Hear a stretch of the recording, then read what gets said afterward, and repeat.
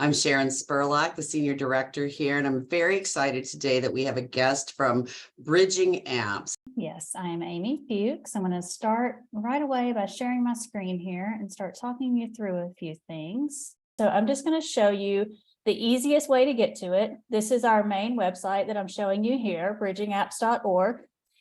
And we have a lot of things on this website. The app search is what I'm really going to focus on, but just so you know, we have a blog. Our blog is very, very active. We post almost every day. Even if we don't post an actual blog, we are constantly sharing things on Facebook, all the social medias, different just tech tips and things like that, new apps and technologies that we see come across our desk and that we think are really interesting. So sometimes we're just like, hey, this new feature just came out. Stay tuned. We're going to talk more about it. We're going to do some research into it. We have some relationships with some app developers where they will send us their apps and ask us to test them now in beta form because they know that we have that knowledge of the disability community and they want to make sure they get it right for that community because they're recognizing that it's a big area of their users, and at different times in people's lives for different reasons. So I encourage you to look around at all the other things on the website. Of course, you can get to all of our social medias here. Right now, we're going to focus, though, on the app search. So there are two different ways to get to it, because one thing we learned in building a database is that people like to search for things and get to things in different ways. So we are giving you what you want. We have a menu here, and you can go down and just do find an app. Or you can also go down to this nice little button that says app search. So either one of those will get you to the page. What we have is this is the home page of our app search database.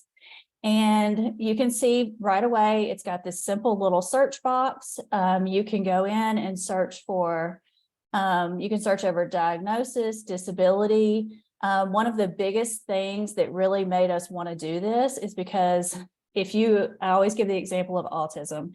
If you go to the app search tool and you search autism, you're going to get a million hits. A lot of those developers are trying to make money off of the autism community.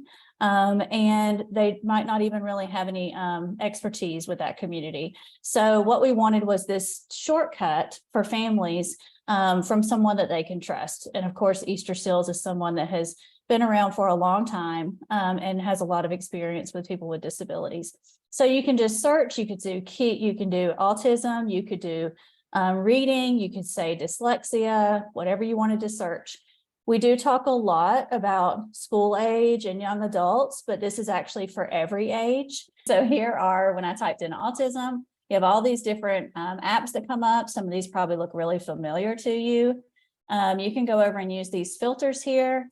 This is my favorite filter. I love to do the newest first because I like to see what the most recent thing is that was added or updated. You can also search by price. So you can sort them low to high or high to low. Proloquo to Go is going to be one of the most expensive ones. So that's going to come up when you search them, when you sort them this way. You can also just sort through, maybe I only want to see communication apps that are recommended for children with autism or adults with autism. So you can sort out all these different ways, and you can see it just refreshes immediately. One of my favorite filters to make sure that people understand and know how to use is this one for platform. So just the nature of it is that Apple has a lot more apps, and a lot of developers actually create their apps for Apple for the App Store first, and then they will create the Android versions or the web versions. Sometimes people will do web versions first, and then an app, a mobile app. But for the most part, we see a lot of times they come out in Apple first, especially those for the disability community for some reason, a lot of iPad apps. So if you are an Android user, then you don't want to read about an app and fall in love with it and then find out it's not for you. You can't get it on your device. So I tell people, go in and mark the Android one and let that narrow down. See, Proloquo to Go, it went away because it's only available for Apple products.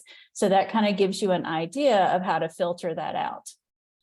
You can also save searches. So the benefit of saving searches is that In the beginning, when I was first showing how to search for an app, and I typed in a word, and then I hit all those filters and I sorted them a certain way.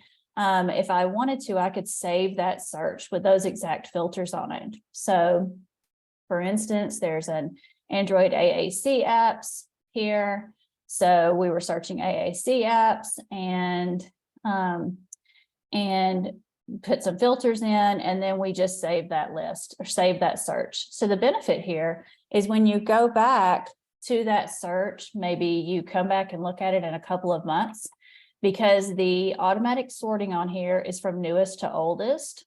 You can say, hey, the last time I was here, Free Speech was the top app, but now they've also added Pitcom AAC and Go Talk Wow. So you know what's new since the last time you did that search. So again, if you are, always searching for the same person that you're caring for, or you're always working with the same person, and their needs aren't changing super rapidly, obviously you could always add more filters. But if you're going to be searching kind of the same things, this is just an easy kind of shortcut way for you to go back and check that search and see what else is new without having to add all those filters again. For those of you out there, I hope you spend some time just traveling around on the website. I think it's a really pleasant website to be on. The pictures and the graphics are really nice. It's really easy to navigate. So get to know more about different apps that are out there. Try a few things out that are free, and then maybe you'll determine where there's something that's worth paying some money for, so that you can really get the bang for that buck. So whatever you decide to do, I hope that you will find technology is a resource, not something to be afraid of. So thank you again, Amy. I appreciate your time today.